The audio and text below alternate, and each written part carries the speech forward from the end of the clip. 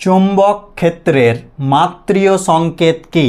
Option দেওয়া আছে। আগে নিজেরা পজ করে ট্রাই করি কোনটা হবে। তো চলো দেখে নেওয়া যাক কোনটা সঠিক। চৌম্বক ক্ষেত্রের মাত্রীয় সংকেত আমরা দুটো ফর্মুলা দিয়ে বের করতে পারি, যেমন এফ সমান q v B sine theta, এই ফর্মুলা দিয়ে করতে পারি। আর একটা করতে পারি এফ সমান I L B sine theta, এই দুটো দিয়েই আমরা চৌম্বক ক্ষেত্রের মাত্রীয় সংকেত বের করতে পারি। ঠিক আছে, যেহেতু সাইন থিটার কোনো মাত্রা হয় না, এটাকে আমরা বাদ দিয়ে দিচ্ছি। ওকে, এর মাত্রা 1। তাহলে কিসের বের করতে হবে? চৌম্বক ক্ষেত্র বি এর।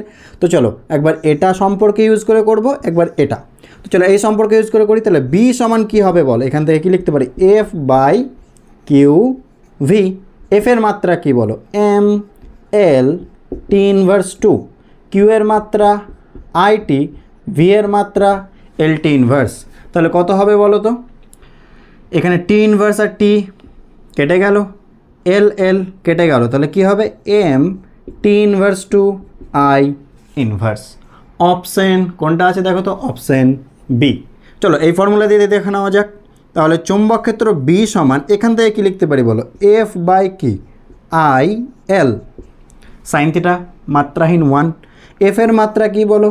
M L T inverse 2। I এর মাত্রা আই আর দৈর্ঘ্যের মাত্রা এল, তাহলে এল এল কেটে গেল, তাহলে কি হলো বলো? M T inverse 2 I inverse. দেখো দুটো সেম, সুতরাং অপশন বি সঠিক।